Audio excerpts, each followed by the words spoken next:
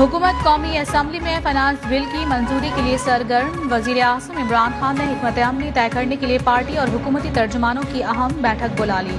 कुछ देर बाद होने वाले इजलास में वजीर आज़म पार्टी तर्जुमानों को मुख्तलिफ मामलात पर गाइडलाइंस देंगे। सियासी सूरत हाल, बल्दियाती इंतखाबात और पार्टी से मुतालिक उमूर पर भी बातचीत होगी।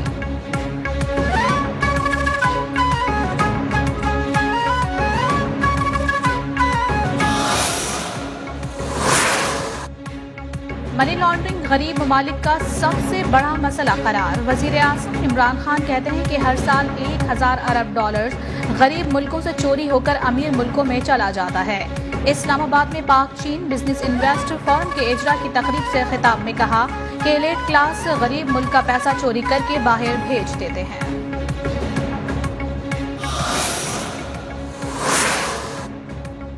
अफगान मसले का कोई फौजी हल नहीं, जंग हल होता तो मामला 20 बरस पहले ही हल हो जाता। वजीर खारजा शाह महमूद कुरैशी की 2021 में सिफारती सरगर्मियों पर ब्रीफिंग।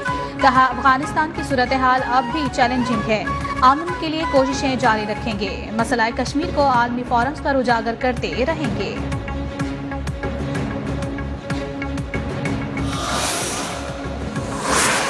अगर आप ये कहेंगे कि इस तरह से कोई ब्लैकमेल होगा और केसेस जो है उनमें रिलीफ दे देंगे, इमरान खान दे देगा या पीटीआई इससे पीछे हट जाएगी, तो ये तो नहीं होना। ब्लैकमेल करके केसेस में रिलीफ हासिल करना मुमकिन नहीं। वफाकी वजीर इत्तलात फवाद चौधरी की अपोजिशन को ललकार, बोले इमरान खान किसी से ब्लैकमेल नहीं होंगे, मरकजी मुल्जिमान बाहर हैं। नवाज शरीफ आए, पैसे वापस करें या फिर मुकदमात का सामना करें। JUI या TLP की इलेक्शन में जीत बदकिस्मती की अलामत होती है। अशिया खुर्नोश की कीमतें कम होना शुरू हो गईं, बिजली की कीमतें भी कम होना शुरू होंगी।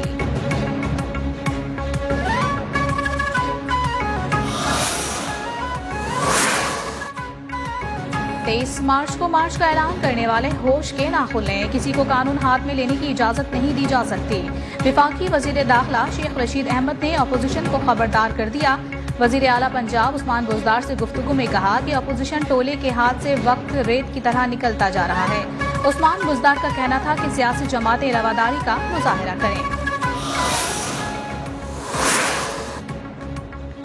सिंध के वजीर इत्तलात सईद गनी ने बल्दियाती कानून पर विफाकी वजीर असद उमर की तनकीद मुस्तरद कर दी। कहा कि असद उमर कह रहे थे लोकल गवर्नमेंट कानून मुल्क के लिए खतरा है, जबकि माहिरीन कह रहे हैं कि PTI का मिनी बजट मुल्क दुश्मन है। PTI ने बल्दियाती नुमाइंदों को बरतरफ कर दिया और इल्जामात हम पर लगाते हैं।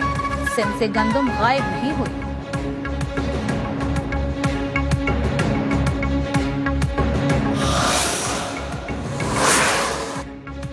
सिंध हुकूमत ने कौमी सेहत कार्ड को विफाकी हुकूमत का फ्रॉड करार दे दिया। कहा, कौमी हेल्थ कार्ड PTI की नाकामी का सबूत है। सिंध के अस्पतालों में मुफ्त इलाज हो रहा है और पंजाब, खैबर पख्तूनख्वा समेत दीगर इलाकों से लोग कराची आ रहे हैं।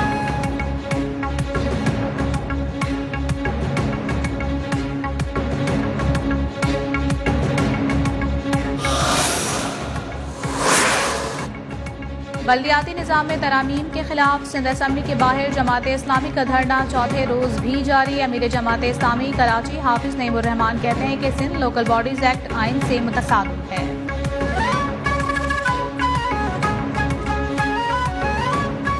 ये एक्ट आइन से मुतसादिम है, उसके बरखिलाफ है और आइन की आर्टिकल 140A की खुली खिलाफ वर्जी है।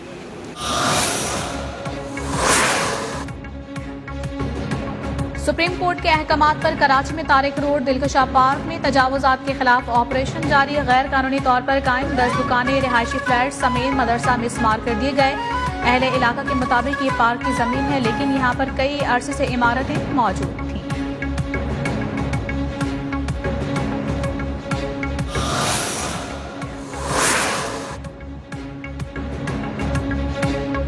कराची के अवाम बिजली के एक और झटके के लिए हो जाएं तैयार। कि इलेक्ट्रिक की जानिब से बिजली नर्ख ₹5.18 फी यूनिट बढ़ाने की दरखास्त पर फैसला महफूज। गैस की फराहमी जारी है कि इलेक्ट्रिक हुक्काम का एतराफ, गैस से सस्ती बिजली क्यों नहीं बनाई जा रही।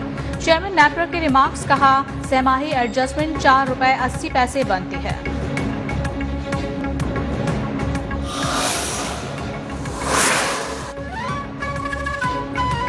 इलेक्शन कमीशन का 2023 के आम इंतखाबात की तैयारियों का आगाज। अमले को मरहलावार तरबियत देने का फैसला। पहले मरहले में मास्टर्स ट्रेनर को 21 से 25 जनवरी तक तरबियत दी जाएगी। मुल्क भर में खवातीन अफसरान और अमले को मरहलावार तरबियत दी जाएगी। अफसरान की ट्रेनिंग डिविजन्स और जिलाई सतह पर होगी।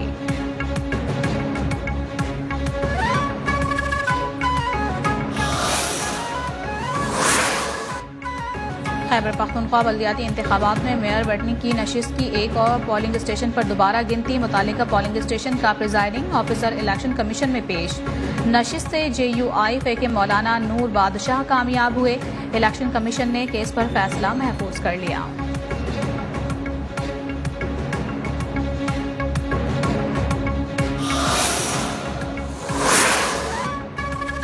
MCOC का वैक्सीनेशन को लाजमी करार देने के लिए सख्त इकदाम का फैसला। वफाकी वजीर असद उमर की जेर सदारत इजलास।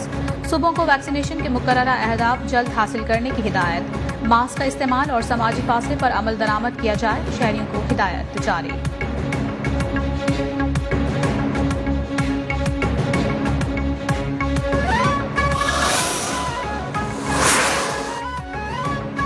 मुल्क भर में आज से शहरियों को बूस्टर डोज लगाई जाएगी। 30 साल से ज्यादा उम्र के अफराद बूस्टर डोज लगवा सकेंगे। MCOC के मुताबिक कोरोना वैक्सीन की दूसरी डोज के 6 माह बाद बूस्टर डोज लगाई जाएगी।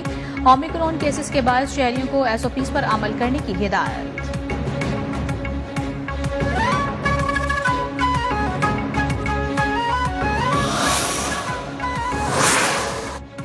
वजीर आला सिंध की जेर सदारत कोरोना टास्क फोर्स का इजलास। कोरोना केसेस में तेजी आने पर इजहार तशवीश। मुराद अली शाह की लोगों को मजीद एहतियात करने की अपील। कराची और हैदराबाद में यौमिया 7000 से ज्यादा टेस्ट और वैक्सीनेशन की रफ्तार बढ़ाने की हिदायत।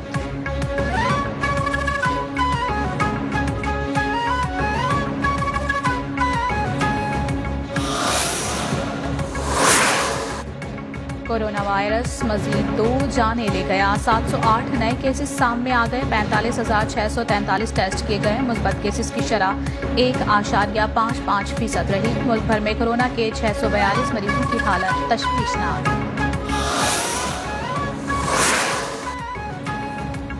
ओमिक्रॉन के तेजतर फैलाव से दुनिया भर में खौफ के साए। 3 दिन में अमेरिका में 2600 और दुनिया भर में मजमूई तौर पर 4600 परवाजें मनसूख। ओमिक्रॉन और खराब मौसमी सूरत हाल से हवाबाजी की सनत को एक बार फिर भारी नुकसान।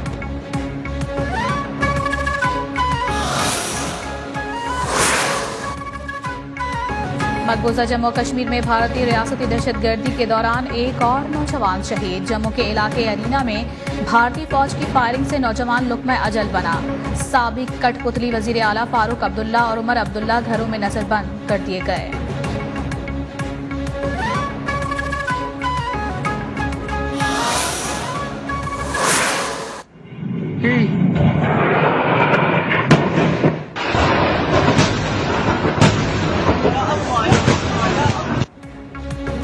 इसराइली फोर्सेस की गजा के 12 मकामात पर बमबारी। मुतादिद इमारतों को शदीद नुकसान। गजा में आबादी और ज़राए ज़मीन पर बम बरसाए गए।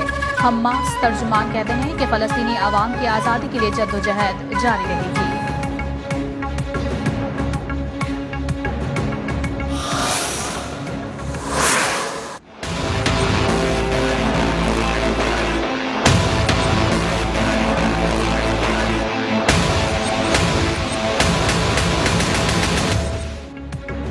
ईरानी जनरल कासिम सुलेमानी की दूसरी बरसी पर इराक में हजारों अफराद सड़कों पर निकल आए। अमरीकी अफवाज के मुकम्मल इनखला का मुतालबा। अमरीकी फौज ने 3 जनवरी 2020 को ड्रोन हमले में जनरल कासिम सुलेमानी को निशाना बनाया था।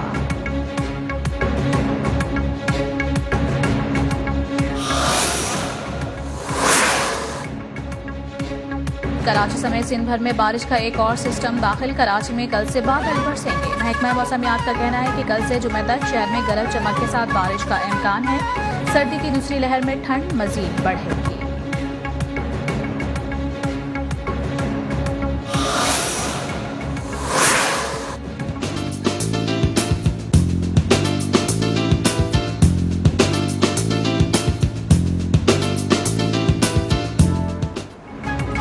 आजाद कश्मीर गिलगित बल्दिस्तान खैबर पख्तूनख्वा बारिश और पहाड़ों पर बर्फबारी, निज़ामी जिंदगी मुंजमद हो गया। झील, दरिया, नदी, नाले सब जम गए। गिलगित बल्दिस्तान में स्कर्दुस्त और हुंजा में साल नौ की पहली बर्फबारी। शाहराह कराकरम पर ट्रैफिक मुअत्तल। कोयटा समेत बलूचिस्तान के बेशतर शहरों में पारा मनफी तक गिर गया। इस्लामाबाद, रावलपिंडी में भी काली घटाएं बरसने को तैयार। पेशावर, एबटाबाद, मानसेहरा में बारिश की पेश हुई।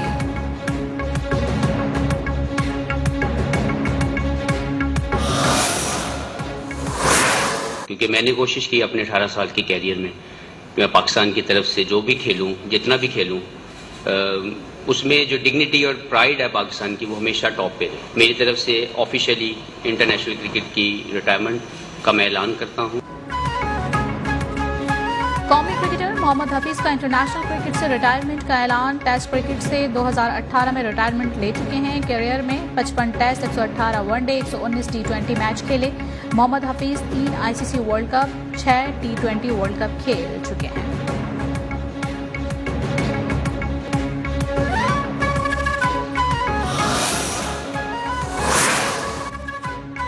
मोहम्मद हफीज का क्रिकेट को खैराबाद कहने की अंदरूनी कहानी न्यूज़ 1 ने हासिल कर ली। चेयरमैन पीसीबी ने पहले मोहम्मद हफीज से मिलने से इनकार कर दिया था। साबिक कप्तान ने जुमे को चेयरमैन पीसीबी से लाहौर में मुलाकात करके अपने फैसले से आगाह कर दिया था।